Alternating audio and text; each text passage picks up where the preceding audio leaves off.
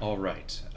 This is the first lesson, and I want to start with the philosophy class by trying to motivate the course a little bit. Why should anyone care about philosophy? And I can think of no better way to do that than just to talk a little bit about the situation we're in as humans. Okay, so I've titled this "The Problems with Being Electric Meat." What do I mean by that?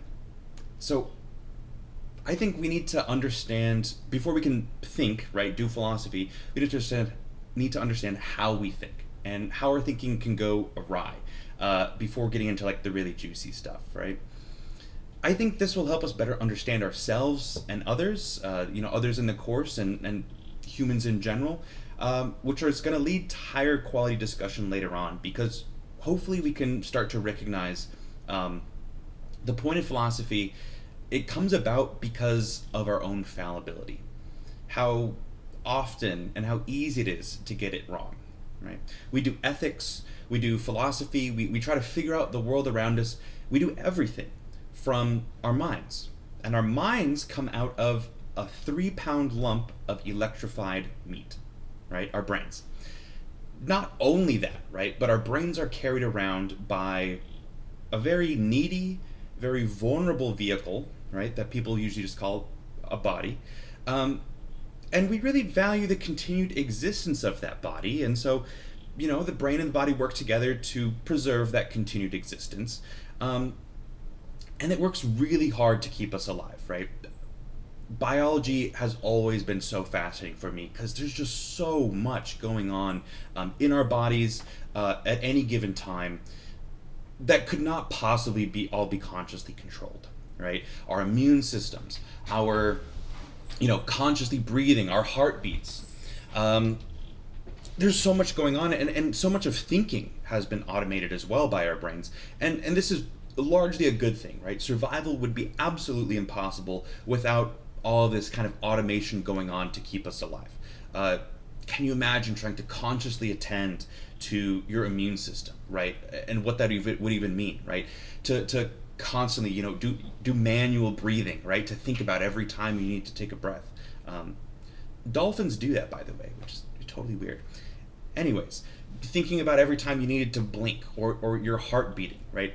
Or when it comes to learning, having to remember every time you encounter information in the world, how should I process this, right? So there's a lot of work being done here, and it would be a miserable existence if it wasn't, okay? But in the process of doing all this thinking and automation, our brain takes a lot of shortcuts, right? The version of reality that we experience is the end product of a lot of these shortcuts. Um, but the shortcuts result that we don't tend to see reality very well on reality's terms, right? We get a very filtered version, the version that's filtered through our brains, right? Is it any wonder, given our status as electrified meat, that we don't always, our minds are not always this perfect window to the outside world, right? It's not just a clear pane of glass. We see the world kind of in a distorted way through electric meat, okay? Um, so that's kind of my pitch, right? If we want to get at anything that is worth calling knowledge, worth calling ethics or science or anything else, right? We should at least take into account what kinds of beings are we, right? How do our brains work, and can we control for that, right? Can we think well in spite of all of these shortcuts that, again, well normally very helpful, are still there, right? And we should be at least aware of those, right? So I'm going to start off by talking a little bit about cognitive biases and logical fallacies, okay? So first, here we go. Let's bring up this a little bit larger here. Let's see if I scooch to this side a little bit. Okay, let's try that. So a mental shortcut, right? A technical word for this is a heuristic, right? This is a mental shortcut or rule of thumb that we use to arrive at a conclusion. And we use these, again, all the time. And they can be really useful, right? So let's take a look at some of the useful ones. These are things that are shortcuts to knowledge, right? not always true, but very likely they are, right? It's a rule of thumb. It's going to be true. It's going to be useful most of the time. So take for instance, I love this one. Expectation is the gateway to disappointment, right? Setting yourself up with these high expectations, and when those expectations are frustrated, I think it's really disappointing.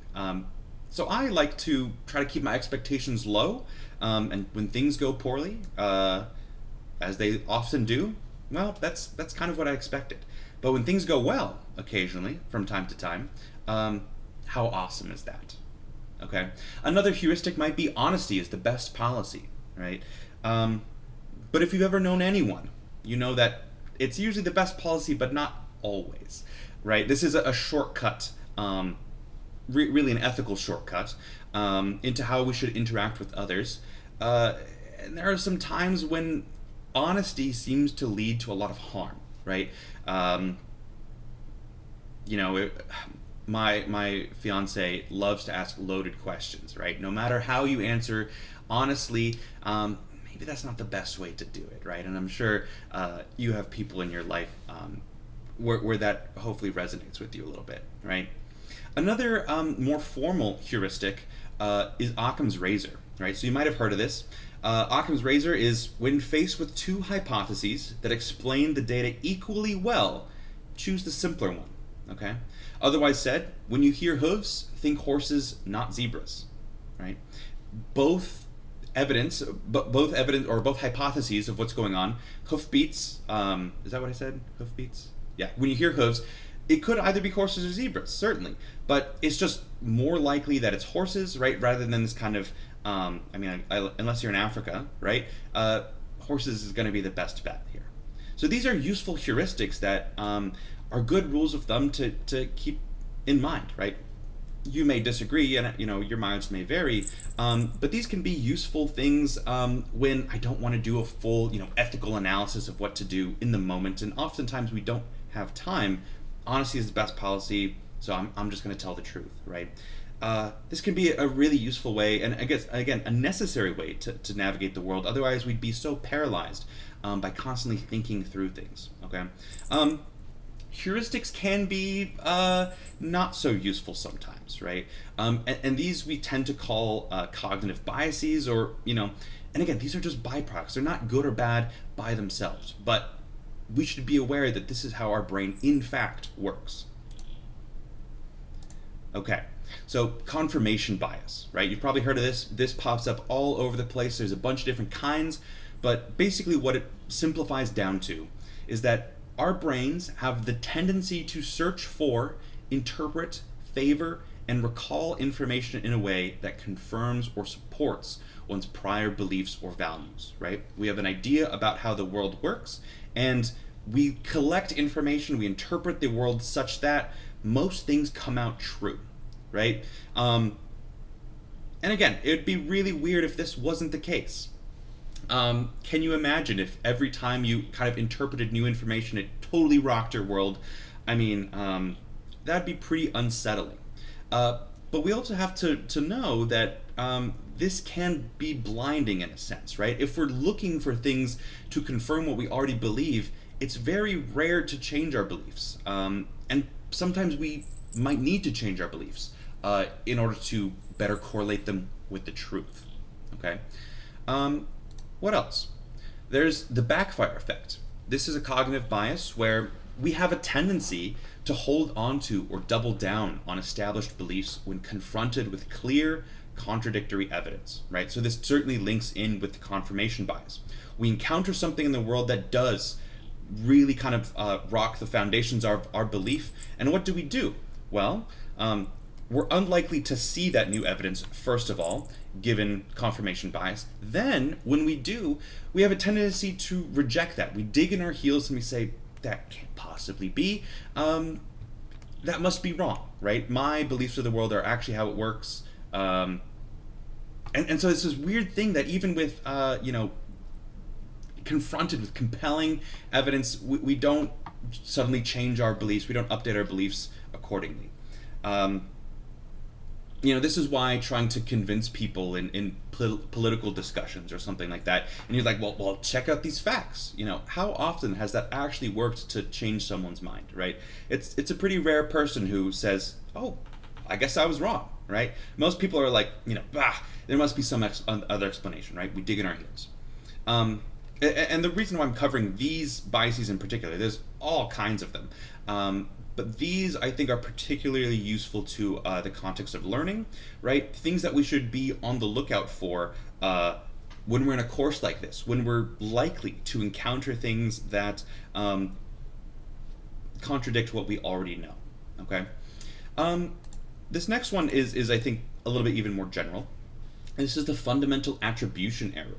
Again, this is just a tendency we have to blame our own failures on external circumstances, which are known as situational factors, and the tendency to blame others' failures on their character, dispositional factors. Okay, so the reason why I have two cars in this image is, think about traffic. You're in traffic, someone cuts you off. We're pretty quick to assume, and I've certainly become, embarrassingly quick to assume here in Houston, oh, that guy doesn't know what he's doing. What a terrible driver. He must be a bad person, right? I've blamed it on his character. Whereas if I accidentally cut someone off in traffic, I come up with all kinds of excuses. Well, I didn't see, them coming on the road, or I didn't see them. They don't realize that I'm late, and I had to get in there, otherwise I can't let everyone through, and so we're quick to blame our surroundings rather than something about ourselves. So again, this is really important, especially when it comes to thinking about people's intentions. If you've heard the term assume good intentions, that is a heuristic that is designed to kind of counteract this fundamental attribution error, trying to take into account more of these situational factors. Why is someone acting in a way that we don't want them to? Because of their environment, rather than it's just them being a bad person, right? If you've already already watched the On Being Wrong by Catherine Schultz, right? She talks about these kinds of assumptions, right? This is like either the ignorance, the idiocy, or the evil assumption that she talks about, right? We tend to assume these things about other people. All right, moving on. Implicit bias. You may have heard of this, right? It's pretty in kind of like the general cultural vocabulary at this point. And so this is from the American Psychological Association. Implicit bias is a negative attitude of which one is not consciously aware against a specific social group. Okay? And take note of that definition, okay? Implicit bias is not blameworthy, necessarily. We'll get into blameworthiness and praiseworthiness, but this is, maybe some ethical criteria here. Is someone a bad person? Well, then they're blameworthy, right? But implicit bias isn't like that, right? How can we be blameworthy of something that we're not consciously aware that we're doing, right? Maybe we think that we ought to, we should only blame others for the things that they decide to do, right? If they didn't know it, can we really blame them? Anyways, all of that to say is that we all have implicit bias. Again, this is just a fact of how our brain works. And it's not necessarily a thing to be ashamed of. We do it subconsciously. We're not trying to have negative attitudes, but we in fact do have negative attitudes. And so this is just something to be aware of, right? As we go through our learning, as we encounter people in day-to-day life, it's good to know that despite my best intentions here, I'm not giving some people, the fairest appraisal, right? So that's, again, something to be aware of how our brain works. And again, this is part of the pitch. What do we do given that our brain seems somewhat rigged against us, knowing the truth, rigged against our conscious and purposeful action in the world and trying to understand the world around us? What do we do about that? And so I'll give you a preliminary definition here and a preliminary answer, and that's where I think philosophy comes in. Philosophy, perhaps at its most basic, and this is my definition, is the systematic inquiry into reality. right? That's really broad, and it's meant to be. And we'll talk a little bit more about this in lesson 2. But philosophy came out of wondering what the heck is going on, right? The I'll talk a little bit more about that in lesson 2. But what are we supposed to do about this? How do we overcome our biases? And one thought might be, we can turn to logic, reasoning, purposefully counteracting some of these biases.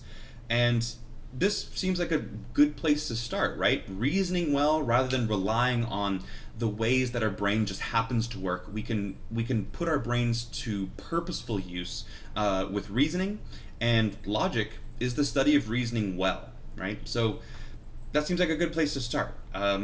Unfortunately, right, logic can go wrong too, and to understand how, we'll cover another few basic definitions here.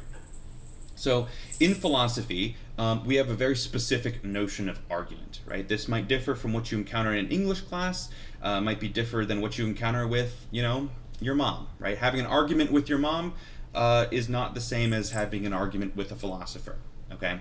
So an argument in philosophy is a statement containing at least 2 statements where one claim is a conclusion and the other is offered as a reason to accept that claim. All right, so I have an example here. Unicorns exist because I found hoofprints in the forest. This is a terrible argument, but it is an argument, right? We have unicorns exist. That's a conclusion, right or wrong? It's wrong. Because why? Why should I accept that? Well, I have evidence. I found hoofprints in the forest. So we have a very, very simple argument here. We have a conclusion and we have a reason. Sorry, my cat's going crazy in the background. We have a really simple argument here, and so that's a very specific notion of argument that I want you to be aware of. Okay. So logic goes wrong when we have bad arguments. What was wrong with this argument? It could be a lot of different things. So let's take a look at that. Okay. When reasoning goes poorly, when it goes wrong, this can be a logical fallacy. Okay. A logical fallacy, it occurs when arguments are used in ways that don't preserve the truth. In other words, it's bad reasoning. Okay. So there are plenty of ways that we can put arguments to use to try to explain, justify what is going on in reality that don't actually do that very well, right? And philosophers look into this. They want arguments that, truth in, truth out, or at least increase the strength of an argument, that this set of argumentation, this set of premises and conclusions are likely to be true. What does that exactly look like? Okay, and I don't think this is necessarily a given. What makes a good argument? It's a little tricky. So hopefully let's take a look at some arguments here. Okay. All of these are arguments, right? They are a conclusion. The conclusion that we're taking a look at here is genetically modified organisms, right? GMOs are bad. That is the conclusion that's being offered here, right? The thing that we accept as we're looking at as either true or false, right? And we have 3 different arguments, 3 different premises for that conclusion. So I want you to read these arguments. I want to note here that not all arguments are created equal. Which of the following arguments do you think is a better argument and why? Okay, so take a second, pause the video, and I want you to really think about that.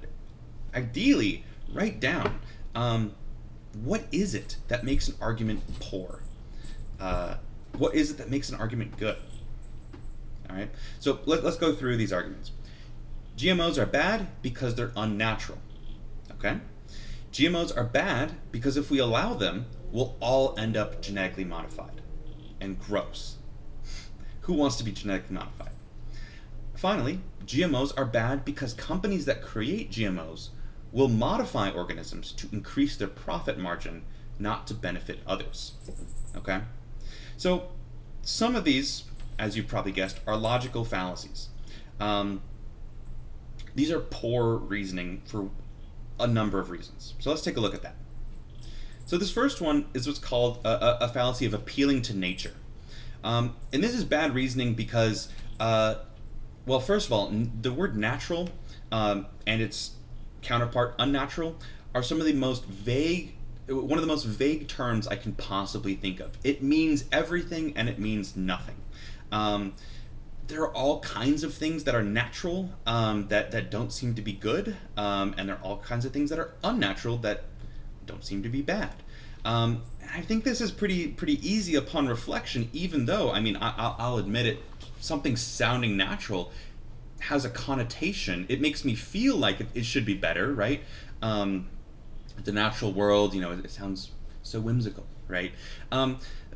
But really, the why this is a fallacy is because it's pointing to something else. The word natural or unnatural here is a substitute for something else. It's either standing in there for some criteria of goodness, it's standing in for something else, right? So this is really a dodge. It's not a good argument because it doesn't. It's poor reasoning. You could argue anything on this kind of argument. Okay. What about the next one? GMOs are bad because if we allow them, we will all end up genetically modified. Gross. So this is a twofer, right? This is two bad arguments in one. The first one is what we have is a slippery slope fallacy. This is thinking that a set of conclusions or a conclusion is necessarily entailed when it isn't, right? You know, if you have X, then Y, then Z will happen. Even though that's not necessarily true, right? We should be cautious of arguments that promise a conclusion even when that seems really far off, right? It seems certainly possible here, right, that GMOs, there might be a responsible way to engage with genetically modifying organisms, and so there doesn't seem to be a guaranteed bad endpoint here, and so that's why it's a slippery slope. Right? One thing leads to another, and suddenly, you know, we've lost control. That's kind of the argument that's making here, and that's certainly this can be manipulative, because that what has ended up down the slippery slope from the original argument is meant to be really bad, or, you know, on the converse, really good. It's supposed to motivate us into accepting or rejecting the argument on unjustified grounds, right? And so in this way, it's also an appeal to emotion, especially because I added gross at the end of it, right? Gross is like, you know, it's icky. I don't like it.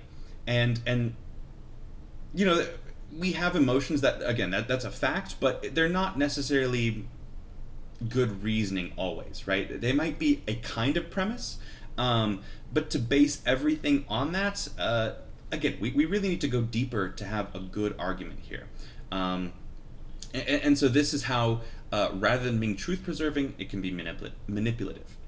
This last one seems better, and I'm really interested to hear if you thought the same thing. Did this at least sound like a little bit more of a better argument? And why was that? Did you think this was better or worse, and why? So this last argument, genetically modified organisms are bad because companies that create GMOs will modify organisms to increase their profit margin, not benefit others. So this could be a kind of logical fallacy called a false dilemma, right? This is black or white reasoning. Either it's this or it's this. Either, you know, we have GMOs and or companies will use them to profit, or we don't, and, you know, companies don't profit. Right, and I mean, this is a genuine concern with GMOs. If you've heard of Terminator seeds, right? These are GMOs, seeds that are of a kind of plant that you can grow once, and it won't create any viable seeds. Obviously, this differs from typical seeds where you plant them and it creates a plant. You have new seeds, you can replant them, right? And so, if a company can sell you seeds every year, right? I think that's a concern. But it misses, it's a false dilemma because really I think there's a lot of middle ground here, right? There's a lot more nuance we can add to this argument. Is there responsible ways to do GMOs in such a way that this profit margin does not become an overriding consideration here? So logical fallacies tend to remove a lot of the nuance that exists in actual ethical and philosophical arguments, and we want to be cautious of those, right? Let's look at some others. Just a couple others that are, again, r- pertinent to our discussion in learning and in a classroom particularly. All right. So this one I think is deceptive. This is the middle ground fallacy, and this is thinking that the truth must be between two extremes, right? And I have a color spectrum here to somewhat illustrate this, right? So say you see a water bottle, and someone says it's red, and someone says it's purple. It would be a little weird to conclude that therefore, right, one person sees it's red, one person sees it's purple. We have two extremes, Therefore, the water bottle must be a yellow green, right? That doesn't seem to make sense. And this happens a lot, right? One person could simply be wrong. This can happen to think that there are, again, there's a lot more nuance than a perfect compromise every time, right? Someone could just be wrong. There could be a better argument for one over the other. So it's really important to consider why we might land in the middle rather than just thinking that that's where the truth happens to be. It sometimes is, but not always. And so that's why this is a non-truth preserving kind of argument. And finally, what I'll talk about to prevent you guys from going down the hole that I think a good amount of philosophy majors can end up in, being insufferable, learning about these fallacies, learning about all the different ways in which arguments can go wrong. These are good to know, and once you've heard these, you'll start to hear them a lot, right? There's a lot of fallacies that are deployed in politics, in media, even some, unfortunately, some of your favorite shows, right? Some of my favorite shows, like they'll heighten the drama of the show by it's got to be this or this, and I'm like, well, couldn't you just do that instead? And doesn't that seem to, be better for everyone involved? So you'll start to see these fallacies, but importantly, this is the fallacy. Okay, this is the error of reasoning that happens when you think that because a particular argument contained a fallacy, therefore its conclusion must be false, right? Someone on the media, a politician deploys a fallacy. We recognize it as poor reasoning, that the argument they have given is not a good one, right? That doesn't mean necessarily, though, that the conclusion is false. They could just have given you a bad argument, right? So we need to be charitable when it comes to engaging with others, and recognize that even when people don't make their point particularly well, they might still have a point to be made, right? They might still be right, but not for that argument, right? They're not right on the basis of that argument, but just because they argued it poorly doesn't mean that they're wrong, okay? In other words, right, logical fallacies are non-truth preserving forms of argument, and there's a bunch of them, right? So I'd highly recommend checking out the links that I've included on this lesson to the Your Logical Fallacy Is, as well as the list of cognitive biases. They're everywhere, right? And the reason why they're important is because they are ways of thinking, ways of reasoning that are non-truth preserving, and therefore, insofar as we care about truth, right, we ought to care about logical fallacies and cognitive biases. What they are not. These are not just ways to dunk on other people or dismiss the ideas of others, though it can be tempting sometimes because, again, they pop up everywhere. But do keep that in mind. Just because someone makes their point poorly doesn't mean that they're wrong. And I think it shows a lot of maturity from learners when they can consider what is the strongest version of the argument that my opponent is trying to make, right? If I'm trying to argue against something, there might be a bad argument, and I can certainly attack that argument. But the much more academically mature thing to do is to make that argument better and then attack that, right? Otherwise said, fallacies can kind of be low-hanging fruit sometimes, and I'd push you as, as burgeoning scholars yourselves, to go deeper, right? To find that nuance, and to engage with others on a deeper level than kind of this surface level, argumentative level. But be aware of that, because many people don't look deeper than that surface level, and they end up getting manipulated or taken off the course of truth. Okay, so why cover this, right?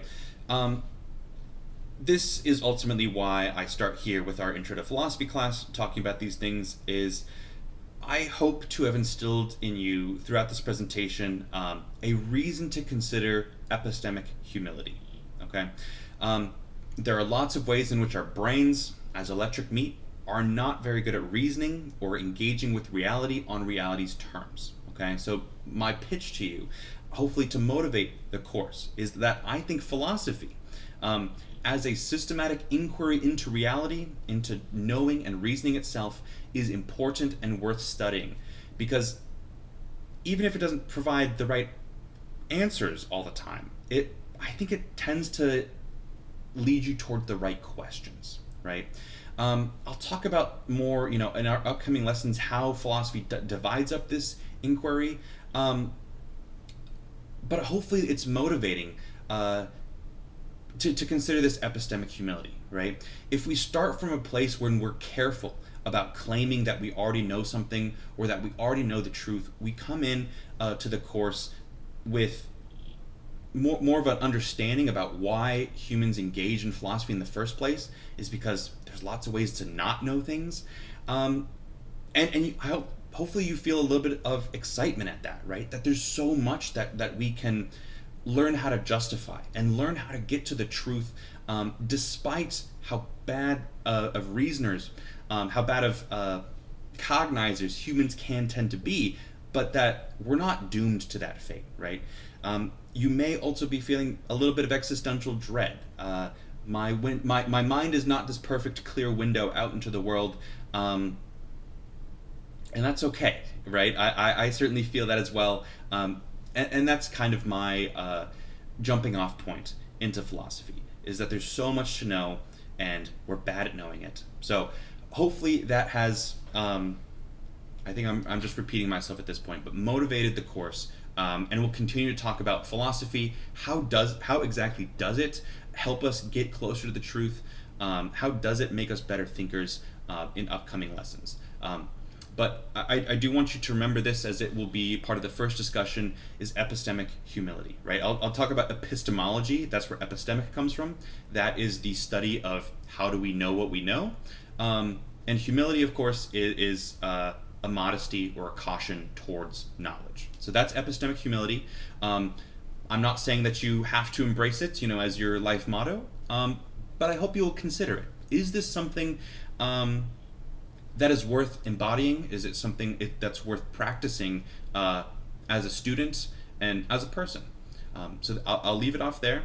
Hopefully you have questions. Hopefully you're interested, and we'll pick up where we left off.